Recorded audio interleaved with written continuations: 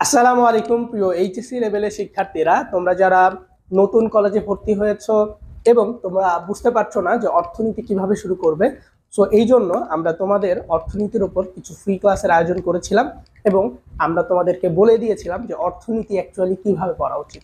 So আজকে আমরা অর্থনীতির দ্বিতীয় ক্লাসে হাজির হয়েছি এবং অর্থনীতির প্রথম পত্রের এই দ্বিতীয় ক্লাসে আজকে আমরা শিখব উৎপাদন সম্ভাবনা নিয়ে। সো উৎপাদন সম্ভাবনা হচ্ছে এমন একটি টপিক যেই টপিক থেকে তোমাদের প্রতি বছরই একটা সিকিউ আসে। সিকিউ বলতে বোঝানো হচ্ছে যে একটা সৃজনশীল আসে এবং এখান থেকে এমসিকিউ আসে।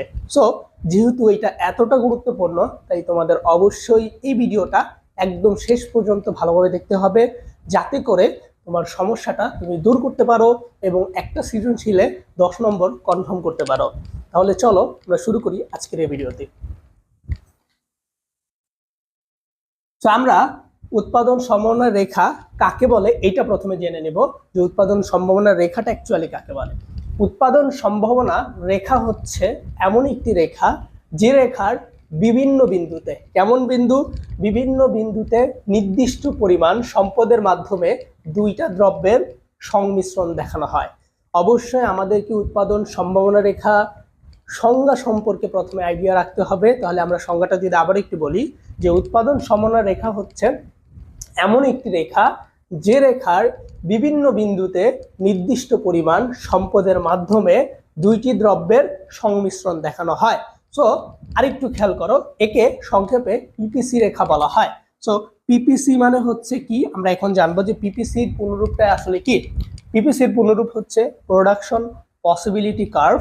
প্রোডাকশন পসিবিলিটি কার্ভ, প্রোডাকশন মানে উৎপাদন, পসিবিলিটি মানে সম্ভাবনা, আর কার্ভ মানে হচ্ছে রেখা, অর্থাৎ উৎপাদন সম্ভাবনা রেখা। তাহলে উৎপাদন সম্ভাবনা রেখাকে ইংরেজিতে প্রোডাকশন পসিবিলিটি কার্ভ বলা হয়। অর্থাৎ তোমাদের পরীক্ষা আসতে পারে যে প্রোডাকশন পসিবিলিটি কার্ভ কি, তখন তোমরা কিন্তু এই সংজ্ঞাটাই লিখবে। আবার যদি তোমাদের পরীক্ষা বলা হয় যে উৎপাদন সম্ভাবনা রেখাকে সংক্ষেপে কি বলা হয়, তখন কিন্তু তোমরা এটা বলবা যে পিপিসি বলা হয়। আবার পরীক্ষা এটাও আসতে পারে যে পিপিসি এর পূর্ণরূপটা আসলে কি, তখন বলবে প্রোডাকশন পসিবিলিটি কার্ভ। অর্থাৎ কিভাবে প্রশ্ন আসে এটা কিন্তু আমি তোমাদেরকে অলরেডি বলে দিলাম এবং বুঝিয়ে দিলাম। এবার আমরা একটু দেখি যে একটা উৎপাদন সম্ভাবনা রেখার মধ্যে কি কি থাকে। সো খেয়াল করো, 1 নাম্বার, একটা উৎপাদন সম্ভাবনা রেখার মধ্যে অবশ্যই একটা রেখা থাকে, তারপর দুইটি দ্রব্যের সংমিশ্রণ থাকে। অবশ্যই উৎপাদন সম্ভাবনা রেখা হতে হলে সেখানে দুইটা পণ্য বা দ্রব্য থাকতে হবে। যদি দুইটা দ্রব্য না থাকে তাহলে সেটা উৎপাদন সম্ভাবনা রেখা হবে না, ঠিক আছে? কারণ দুইটা জিনিস হলেই তো একটা আরেকটার মধ্যে মিশ্রণ করা সম্ভব হয়, তাই কি না? এরপর আমরা দেখব যে এখানে একটা নির্দিষ্ট পরিমাণ সম্পদ থাকে এবং বিভিন্ন বিন্দু থাকে। অর্থাৎ একটা উৎপাদন সম্ভাবনা রেখা যদি আমরা পর্যবেক্ষণ করি, আমরা এই কয়েকটা বিষয় দেখতে পাই। একটা রেখা থাকবে, দুইটা পণ্য থাকবে এবং ওই দুইটা পণ্যের অবশ্যই সংমিশ্রণ থাকবে, নির্দিষ্ট সম্পদ থাকবে এবং বিভিন্ন বিন্দু থাকবে। এবার আমরা একটা উৎপাদন সম্ভাবনা রেখার বৈশিষ্ট্য সম্পর্কে জানবো, যে উৎপাদন সম্ভাবনা রেখা হতে হলে তাকে এই বৈশিষ্ট্যগুলো থাকতে হয়, অথবা উৎপাদন সম্ভাবনা রেখার এই বৈশিষ্ট্যের মাধ্যমে আমরা জানতে পারবো যে একটা উৎপাদন সম্ভাবনা রেখার কোথায় কি হয়ে থাকে। সো 1 নাম্বার, এখানে দুইটা দ্রব্যের সংমিশ্রণ উল্লেখ থাকতে হবে। যদি দুইটা দ্রব্যের সংমিশ্রণ উল্লেখ না থাকে সেটা উৎপাদন সম্ভাবনা রেখা হবে না। দেন উৎপাদন সম্ভাবনা রেখার উপরের বিন্দুতে, অর্থাৎ যদি উপরের উৎপাদন করলে সম্পদের পূর্ণ ব্যবহার হয়, ঠিক আছে? আমি এটা চিত্র দিয়ে যখন বুঝিয়ে দিব তখন তোমরা বুঝতে পারবে। দেন উৎপাদন সম্ভাবনা রেখার ভেতরে যদি স্পর্শ করে তাহলে সম্পদের পূর্ণ ব্যবহার হয় না। এবং চতুর্থ হচ্ছে যে উৎপাদন সম্ভাবনা রেখার বাহিরের বিন্দুতে উৎপাদন করলে উৎপাদন হবে, কিন্তু না করাই ভালো, এবং কারণ এখানে কিছু সীমাবদ্ধতা আছে, ঠিক আছে, যেটাকে অর্জনযোগ্য বলা হয়। তাহলে আমি যদি একটু তোমাদেরকে এখানে চিত্র দিয়ে বুঝিয়ে দেই তাহলে ব্যাপারগুলো তোমরা সহজেই বুঝতে পারবে। খেয়াল করো, তো এইভাবে আমরা যদি একটা উৎপাদন সম্ভাবনার আকার সিস্টেমটা হচ্ছে যে তুমি প্রথমে এভাবে একটা দাগ দিবে, দাগ দিয়ে এটা হচ্ছে একটা কার্ভ আকারে করবে। কি করবে? একটা কার্ভ করবে। আমি এখন যেহেতু কোনো কোশ্চেন নাই, আমি জাস্ট তোমাদেরকে আঁকাটা শেখাচ্ছি। যখন এখানে কোশ্চেন বলা হবে যে এভাবে এভাবে কোশ্চেন দেওয়া থাকবে, তখন আমরা দেখাই দিব যে কিভাবে আঁকতে হবে। খেয়াল করো, ধরো আমি এখানে দুইটা দাগ দিলাম বা একটাই দাগ দিলাম, তোমার ইচ্ছা তুমি কয়টা দাগ দিবা, যেহেতু এখানে কিছু বলা নাই, কোনো প্রশ্ন করা নাই, সো আমি দিলাম, ঠিক আছে? সো এখানে ও বিন্দু থাকবে, অর্থাৎ মূল বিন্দু থাকবে। সো তুমি হচ্ছে এইখানে একটা বিন্দু দিতে পারো যে এটার নাম হচ্ছে এ বিন্দু, এটার নাম হচ্ছে বি বিন্দু, আর এটার নাম হচ্ছে সি বিন্দু। সো যেহেতু আমরা একটা দিয়েছি দিলাম। আর এটার আমরা দিতে পারি যে এটা হচ্ছে তোমার 5, আর এটা হচ্ছে 5, ঠিক আছে, আর এটা হচ্ছে 10, আর এটা হচ্ছে কি 10। সো আমরা এভাবে দিতে পারি।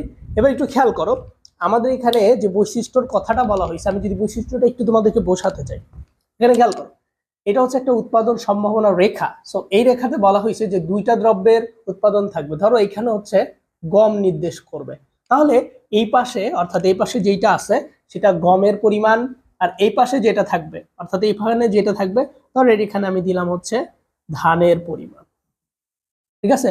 তাহলে এটা হচ্ছে গমের পরিমাণ আর এটা হচ্ছে ধানের পরিমাণ।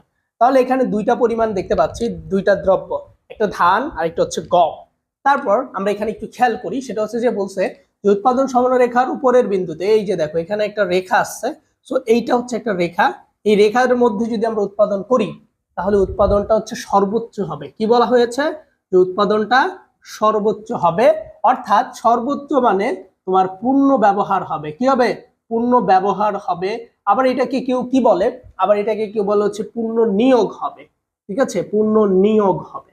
অর্থাৎ তুমি যদি উৎপাদন সমানরেখার এই বিন্দুতে উৎপাদন করো, অর্থাৎ যদি বিওতেও করো, এই যে এটার উপরেই, তাই না? সো বি বিন্দুতে করলে উৎপাদন সর্বোচ্চ হবে, এ বিন্দুতে করলে উৎপাদন সর্বোচ্চ হবে, সি বিন্দুতে করলে উৎপাদন সর্বোচ্চ হবে। এবার এ বি সি এটা হচ্ছে উৎপাদন সমাননা রেখা। আবার আমরা এটাও বলতে পারি এসি হচ্ছে একটা উৎপাদন সম্ভাবনা রেখা, অর্থাৎ এসি হচ্ছে একটা পিপিসি অর্থাৎ উৎপাদন সম্ভাবনা রেখা, ঠিক আছে। তাহলে এ থেকে সি পর্যন্ত এটা হচ্ছে উৎপাদন সম্ভাবনা রেখা, বুঝতে পেরেছ?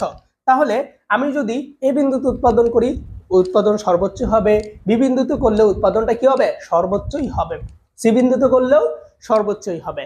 এক কথায় এই রেখার যেখানে আমি উৎপাদন করব সেখানে উৎপাদনটা হবে সর্বোচ্চ। এটা হচ্ছে আমাদের শর্ত নাম্বার 2, ঠিক আছে। এবং আমাদের 3 নাম্বার যেই রুলসটা বা বৈশিষ্ট্যের কথা বলা হয়েছে সেটা হচ্ছে যে আমরা যদি উৎপাদন সমান রেখা তো এই পর্যন্ত, তাই না? সো এটার ভেতরে যদি উৎপাদন করি, ধরো এখানে একটা বিন্দু দিলাম, এই বিন্দুর নাম দিলাম হচ্ছে ডি বিন্দু। কি বিন্দু দিলাম ভাইয়া? ডি বিন্দু দিলাম। সো আমি যদি এই বিন্দুতে উৎপাদন করি তাহলে দেখো এটা কিন্তু উৎপাদন সমন্বয় রেখার ভেতরের অংশ, অথবা আমরা বলতে পারি যে এটা হচ্ছে নিচের অংশ বা নিচের অংশ, অথবা আমরা বলতে পারি ভেতরের অংশ। সো এটা যদি ভেতরের অংশ হয় অথবা নিচের অংশ হয় তাহলে এখানে উৎপাদনটা কি হবে? এই যে এখানে যেটা হয়েছে তার উল্টা হবে, অর্থাৎ পূর্ণ নিয়োগ হবে না। পূর্ণ নিয়োগ যদি না হয় তাহলে কি হবে? অপূর্ণ নিয়োগ হবে, ঠিক আছে, অপূর্ণ নিয়োগ হবে। তারপরে কি? সর্বোচ্চ উৎপাদনের জায়গায় সর্বোচ্চ উৎপাদন কি হবে না, ঠিক আছে। তারপরে পূর্ণ ব্যবহার হবে না। এক কথা আমরা তাহলে বুঝতে পারছি, যদি আমরা উৎপাদন সমানরেখার ভেতর উৎপাদন করি উৎপাদনটা সর্বোচ্চ হবে না, উৎপাদনটা কি সর্বোচ্চ হবে না, পূর্ণ ব্যবহারও হবে না এবং সম্পদের পূর্ণ নিয়োগও হবে না। এরপর আমাদের 4 নাম্বার যে বৈশিষ্ট্যটা সেটা বলছে যে ধরো এটা উৎপাদন সমানরেখা, এখন আমি বাহিরে উৎপাদন করলাম, ধরো এখানে আমি উৎপাদন করলাম, এখানে আমি একটা বিন্দু দিলাম, সেই বিন্দুর নাম হচ্ছে এফ বিন্দু। কি বিন্দু ভাইয়া? ধর আমি এখানে যে বিন্দুটা দিয়েছি এটার নাম হচ্ছে এফ বিন্দু। সো আমি যদি এই বিন্দুতে উৎপাদন করি, এখানে তো ভাই উৎপাদন করাই যাবে না, কারণ যেহেতু এটা আমার জমির বাহিরের অংশ, অন্য মাইসের জমিতে গিয়ে কি মাইসে উৎপাদন করতে পারে ভাই? না। তাহলে এটা যেহেতু বাহিরের অংশ তাহলে এখানে চাইলে আমি উৎপাদন করতে পারি না? পারি না। এই জন্য এটাকে বলা হচ্ছে অর্জনযোগ্য অঞ্চল, অর্জনযোগ্য অঞ্চল বলা হয়, ঠিক আছে, অর্জনযোগ্য অঞ্চল বলা হয়। তাহলে আমরা বুঝতে পারছি যে যখন আমরা ভেতরে উৎপাদন করতে যাব তখন এটা অপূর্ণ নিয়োগ, অদক্ষ ব্যবহার হচ্ছে, পূর্ণ নিয়োগ হচ্ছে না, সর্বোচ্চ উৎপাদন হচ্ছে না। বাট রেখার উপরে করলে সর্বোচ্চ হয়, পূর্ণ নিয়োগ হয়, পূর্ণ ব্যবহার হয়। আর বাহিরে তো বললামই, অন্য মানুষের জমিতে যখন তুমি উৎপাদন করতে যাবা তখন অবশ্যই করা সম্ভব, যদি তুমি তাকে টাকা দাও, পয়সা দাও, তুমি করতে পারবা, এতে কোনো সমস্যা নাই। সো এই 4টা বৈশিষ্ট্য হচ্ছে উৎপাদন সম্ভাবনা রেখার। তাহলে আমি আশা করছি যে তোমরা এই 4টা বৈশিষ্ট্য বুঝতে পারছো। এবার আমি যদি তোমাদেরকে একটা উৎপাদন সম্ভাবনা রেখার অঙ্ক কিভাবে আসে পরীক্ষায় এটা করিয়ে দেখাই তাহলে তোমরা আরো ভালোভাবে বুঝতে পারবে, ঠিক আছে। যদি একটা কি করে দেখাই, উৎপাদন সমন্বয় রেখার অঙ্ক করিয়ে দেখাই, দেখো এখানে তোমরা একটা জিনিস খেয়াল করবে, সেটা হচ্ছে দেখো যেই ঘরগুলোর মধ্যে শূন্য আছে, দেখো এখানে একটা শূন্য আছে। উৎপাদন সমন্বয় রেখার ক্ষেত্রে প্রথমে তুমি এভাবে এভাবে সুন্দর করে একটা দাগ দিয়ে নিবা। তারপর আমি বলছিলাম যে যারা একদমই আঁকতে পারো না তারা এভাবে দাগ দেওয়ার পর এভাবে একটা দাগ দিবা। এবার প্রশ্ন হচ্ছে যে তুমি এই মাঝখানে কয়টা দাগ দিবা, তাই না? সো এই দাগগুলো কিভাবে বের করবে আমি এবার একটু দেখাই দিচ্ছি, খেয়াল করো। সো দেখো এখানে শূন্য আছে, এখানে শূন্য আছে, তাহলে কয়টা ঘরে শূন্য আছে? দুইটা ঘরে শূন্য আছে। টোটাল ঘর কয়টা? চারটা। তাহলে যেই ঘরগুলো শূন্য আছে সেই ঘরগুলা বাদ, সেই ঘরগুলা বাদ। তাহলে দাগ হবে 1, দাগ হবে 2। তাহলে দাগ কয়টা হবে ভাইয়া? দাগ দিতে হবে আমাকে 2টা। তাহলে এখানে আমি কয়টা দাগ দিব? এখান থেকে গিয়ে একটা দিলাম, আবার এখান থেকে গিয়ে আরেকটা দিলাম। তাহলে যদি 4টা থাকে তাহলে আমার দাগ দিতে হবে 2টা, অবশ্যই যদি শূন্য 2টা থাকে, ঠিক আছে? এবার খেয়াল করো, তাহলে আমার এখানে শুরু হচ্ছে এ, তাহলে আমি এখানে বিন্দু বসে, এটা এ বিন্দু, তারপর এখানে বি বিন্দু, তারপর সি বিন্দু, তারপর ডি বিন্দু, ঠিক আছে? তাহলে আমি সব জায়গায় বিন্দুগুলো নির্দিষ্ট করে দিলাম। এবার খেয়াল করো, তুমি এইদিকে ধান দিবা নাকি গম দিবা এটা তোমার ইচ্ছা। প্রথমে তুমি শূন্য দাও, শূন্য দেওয়ার পর এখানে ছোট থেকে উপরে বড়র দিকে লিখে যাও। তাহলে ছোট কত আছে? 5 আছে, তাই না? তাহলে আমি এখানে 5 লিখি, এখানে 10 লিখি, এখানে 15 লিখি। তাহলে একটু খেয়াল করো, তাহলে প্রথমে প্রথমে 15 আছে, তারপরে 10 আছে, তারপরে 5 আছে, পরে শূন্য আছে। কোনটার সাথে মিলতেছে? গমের সাথে মিলতেছে। অর্থাৎ এর মানে এটা হচ্ছে গমের জায়গা, ঠিক আছে? তাহলে এখানে হচ্ছে যেটা নির্দেশ করছে এটা হচ্ছে গমের পরিমাপ। কিভাবে আমি বলি আবার, প্রথমে 15 আছে, 15, পরে 10 আছে, 10, পরে 5 আছে, 5, পরে শূন্য আছে, শূন্য। মিলছে না? এর মানে এটা কিসের পরিমাণ? গমের পরিমাণ। এবার নিচে দাও, 5, 10, 15, ঠিক আছে? এবার দেখো এটা কিসের সাথে মিলতেছে? প্রথমে শূন্য আছে, প্রথমে শূন্য আছে, দেখছো? পরে 5 আছে, মিলছে। পরে 10 আছে, মিলছে। পরে 15 আছে, মিলছে। তাহলে এটা কিসের পরিমাণ ভাইয়া? এটা হচ্ছে ধানের পরিমাণ।